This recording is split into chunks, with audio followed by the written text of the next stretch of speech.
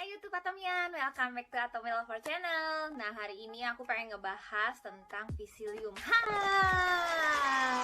produk baru dari Atomi yang buat aku ini keren banget ya. Setelah aku cobain selama 2 minggu, dan aku mau review pengalaman aku selama aku mengkonsumsi Psyllium Husk ini. Nah, setelah 2 minggu aku gunakan, aku kan excited banget untuk ceritain pengalaman aku selama aku menggunakan Psyllium Husk dan hasil apa yang aku dapatkan. Dan juga aku browsing, aku baca-baca, dan aku pelajari juga lebih lanjut lagi tentang Psyllium Husk ini, kegunaan dan benefits untuk tubuh kita tuh apa aja. Nah, di video ini aku akan rangkum semuanya jadi satu, dan aku akan ceritain kegunaan dan manfaat apa aja yang bisa kalian dapatkan dari Atomi Psyllium Husk ini.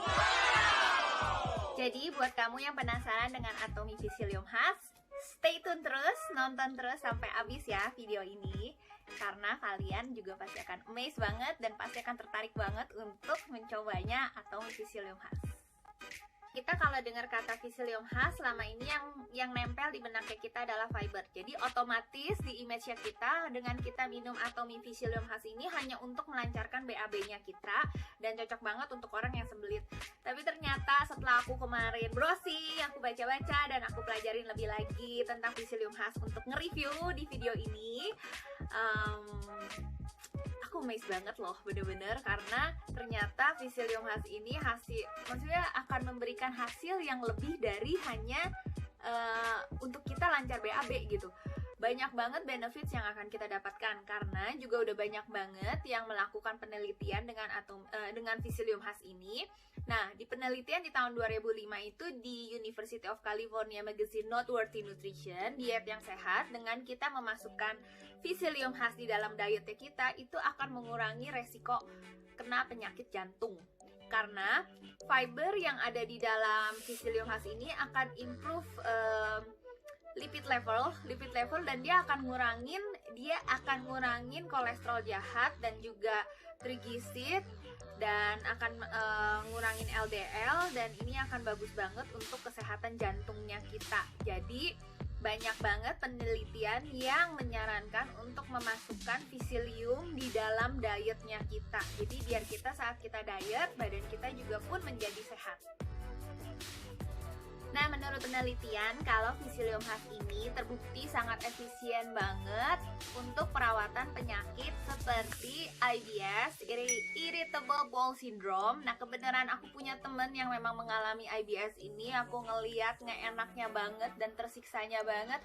Salah makan dikit harus bolak-balik masuk ke rumah sakit. Jadi saat aku browsing dan aku baca banyak banget referensi Psyllium Husk ini bagus untuk IBS, aku langsung kirimin ke dia. Semoga untuk bisa membantu dia mengurangi nggak enaknya itu, dan juga untuk orang yang sembelit, yang ngalamin constipation, diabetes, kolesterol tinggi, obesitas, even kanker usus pun juga Psyllium Husk ini dianjurkan di dalam pengobatannya.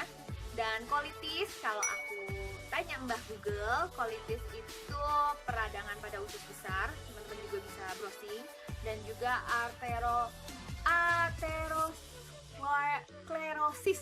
arteriosklerosis gitu. Jadi kayak penumpukan lemak pada dinding-dinding arteri. Juga tinggal nanya sama Mbah Google, tinggal browsing lagi.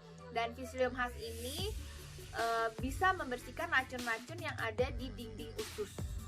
Dan ada great laxative effect. Jadi saat kita minum Psyllium Husk ini, kita nggak akan ngerasa kayak mules-mules terus perut sakit. Pernah kan ngalamin? Aku pernah banget dong ngalamin minum yang sejenis kayak fiber gini. Aduh, sakit perutnya dong. Dan yang waktu itu kebayang udah sakit perut, minum, kebelet ke WC, dan saat aku lagi nyetir macet dan lagi jemput anak sekolah, sampai semua anak aku bilang nggak boleh ada yang ngomong saking nahan sakit perutnya. Dan thanks God-nya di Atomi Psyllium Husk ini saat kita minum, kita tidak akan merasakan tersiksanya seperti itu. That's really good, guys.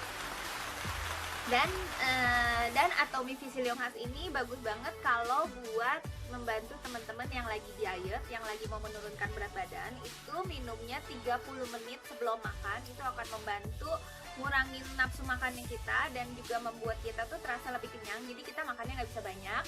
Dan juga serat yang ada di Psyllium Husk itu memperlambat penyerapan karbohidrat, banget kan, dan allowing better control of blood sugar level, dan it avoid the insulin peak which spares the pancreas from working under pressure. Oke, jadi dia juga menjaga pankreas kita kerjanya nggak terlalu berat. Jadi makanya itu bisa bagus banget buat orang yang diabetes dan mengurangi resiko diabetes tipe 2. Nah, udah gitu juga ada note yang penting yang harus dicatat.